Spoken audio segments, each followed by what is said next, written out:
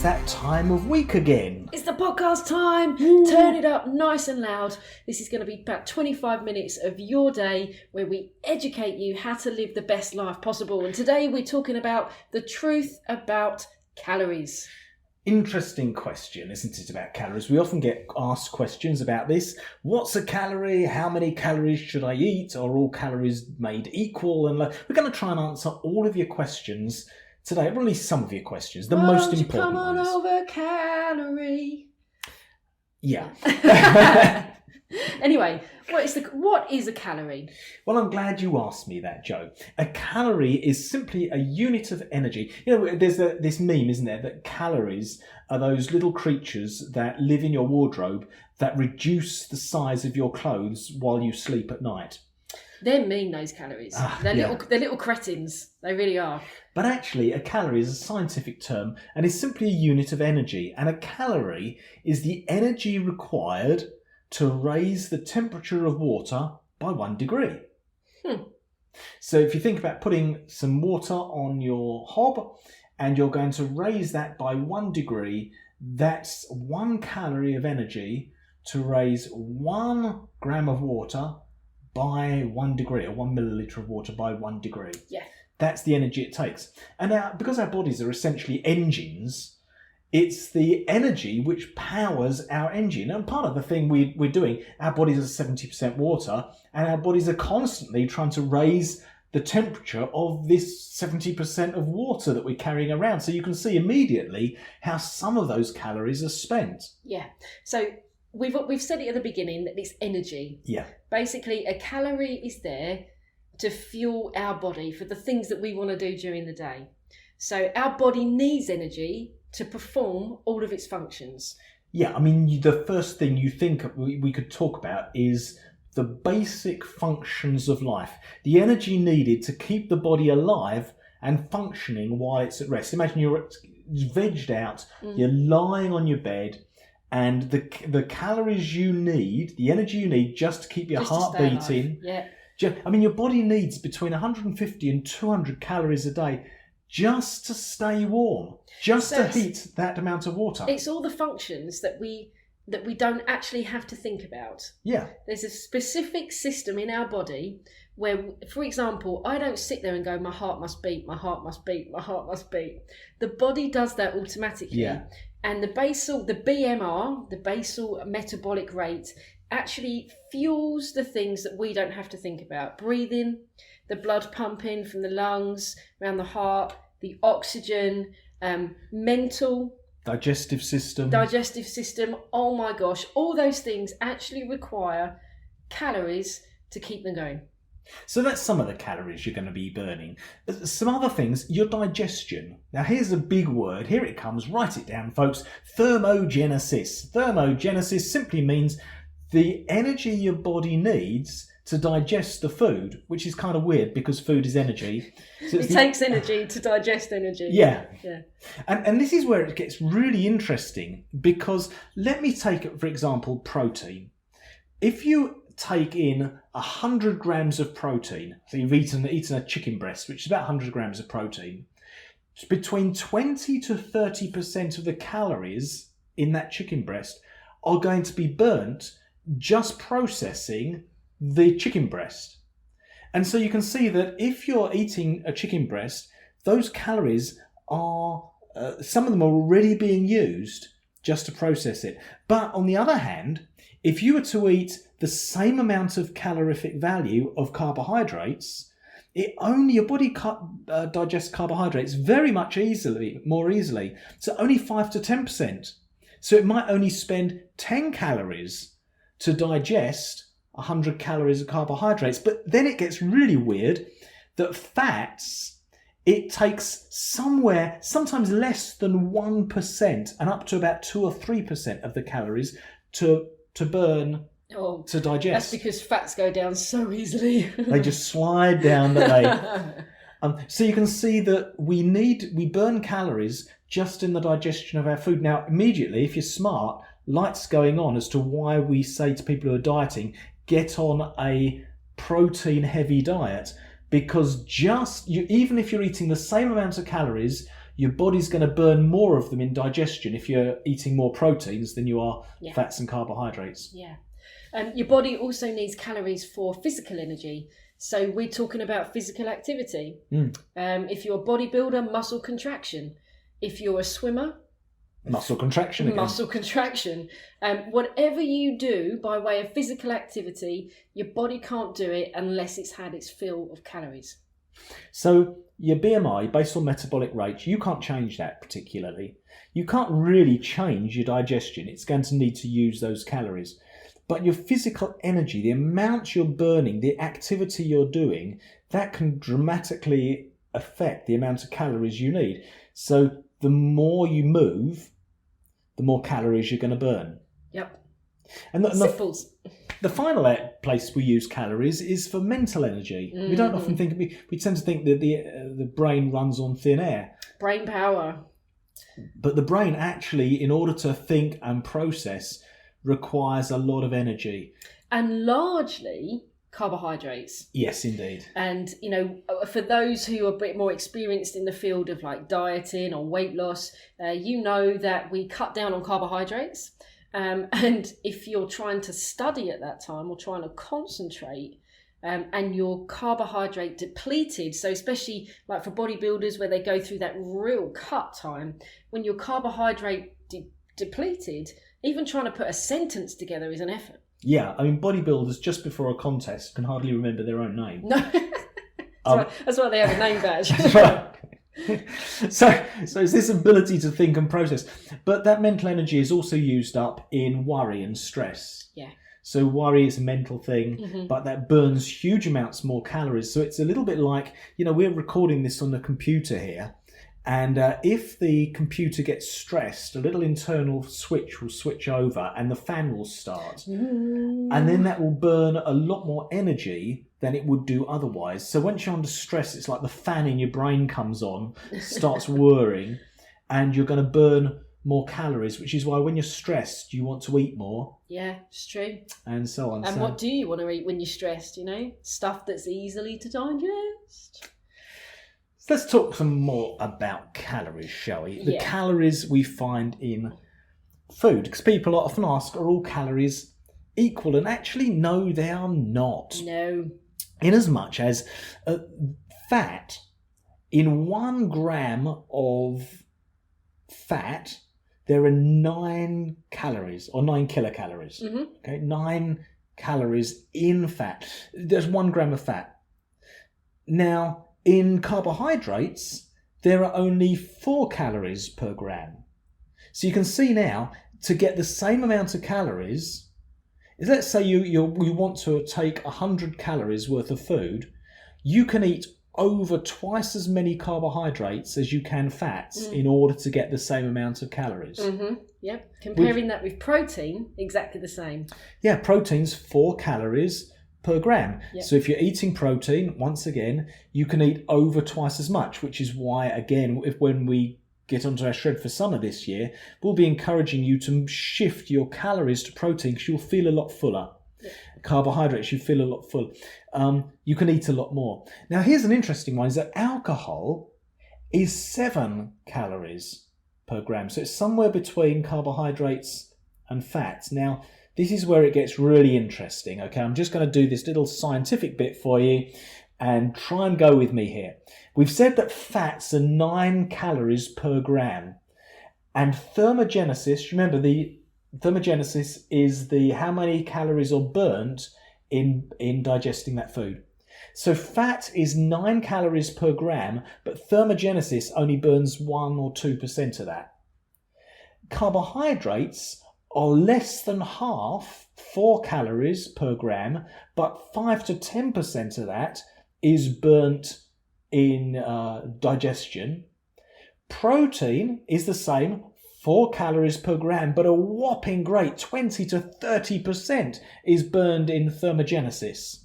Alcohol, interestingly, is about 7 calories per gram, and thermogenesis burns somewhere around 5%. It's very, very small, which is why a small amount of alcohol, you end up with a gut. Yeah. And alcohol tends to sit on the stomach more than anything else. Now, one last thing before we move on here is is about carbohydrates. We talked about carbohydrates. Thermogenesis burns between 5 and 10%. Now, why is it such a big range, 5 and 10%? Because if for instance, sugar is a carbohydrate. So if you eat a simple sugar, that's going to burn a lot less. It's much easier for your body to digest simple sugar than it is to digest something which is very fibrous. So if you get 100 grams of simple sugar and 100 grams of oats, they're going to have the same calorific value. But one of them is going to make you fat and the other one isn't. And the reason is, Boom.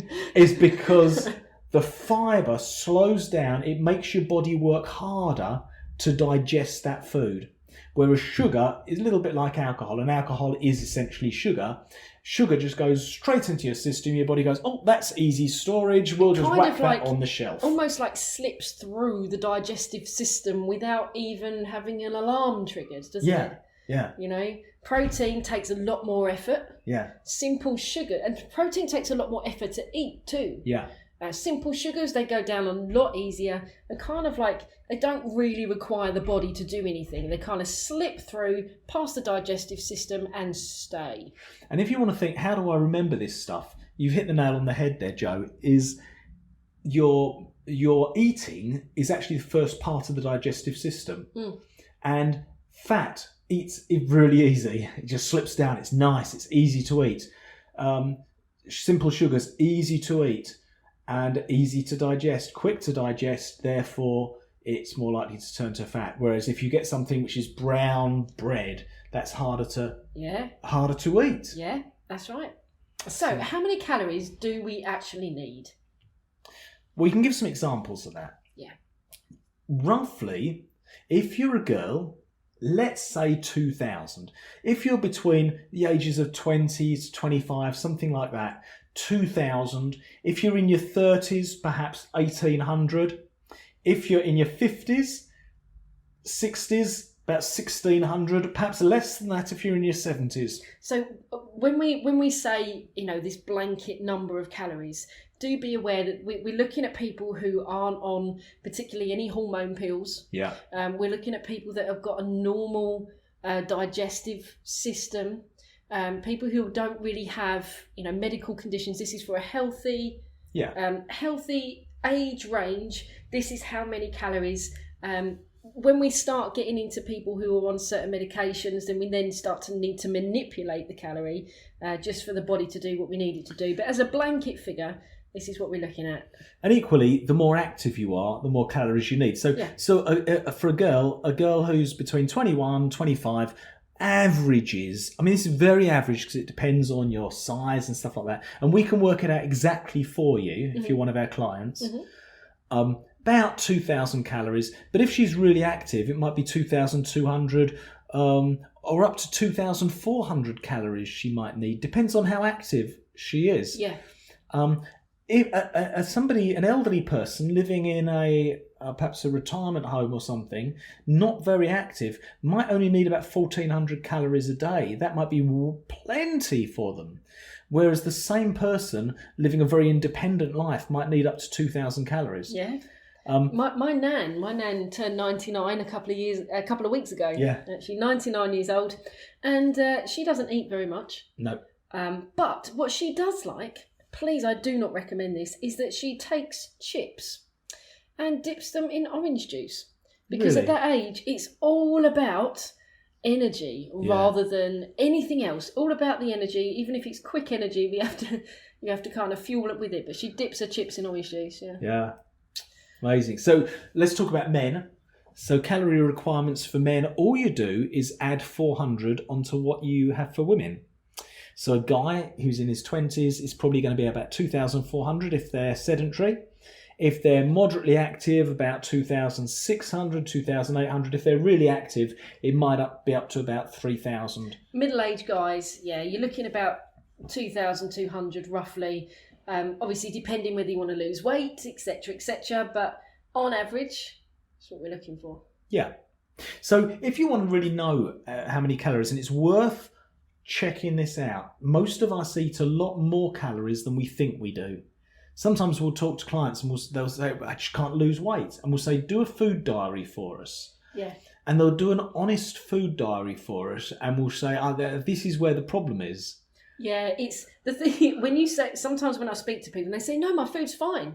Like I eat healthily. I'm like, right, I want you to put it into this particular app so I can have a look at it. And there are times when we have to swap your timings with what kind of food you eat. But also you'll realise that you do eat a little bit more than what you think you do. Oh, yeah. It's so easy, especially with the fats. Calorie dense. Yeah. You know, we all like a bit of toast with butter on. And there's nothing wrong with that. It's great for... But that butter is so calorie dense that it's really easy to go overboard. So let's talk about, in the time we got left here, how we manipulate calories in order to lose or gain weight. And that has to do with energy balance. At the end of the day, if we take in more calories than we burn, we're going to put on weight. If we take in less calories than we're burning, we're going to lose weight.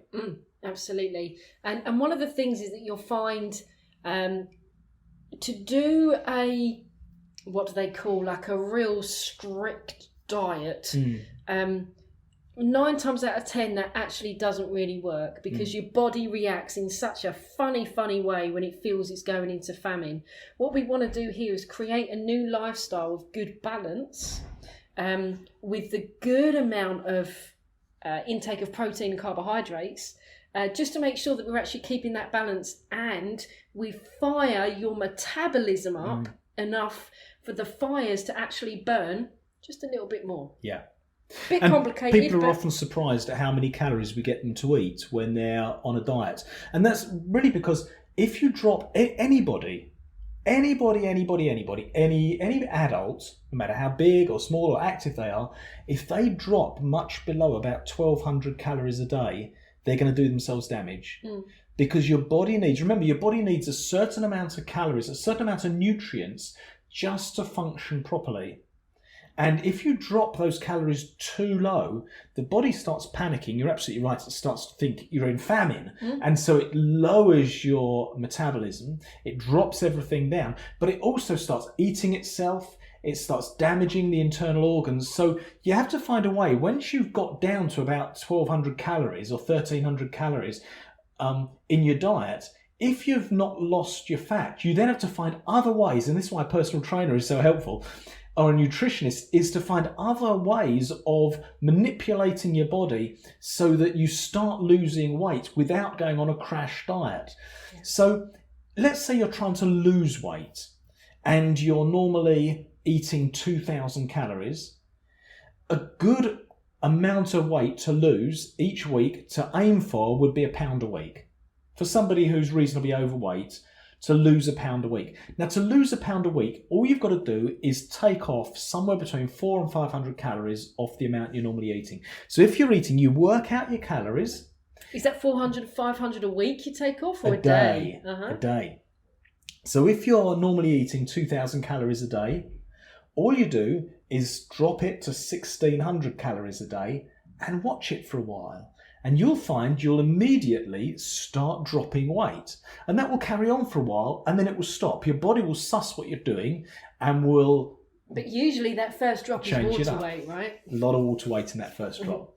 So it will stop. And then you might have to spend a week eating a little bit more, so your body comes out of panic mode.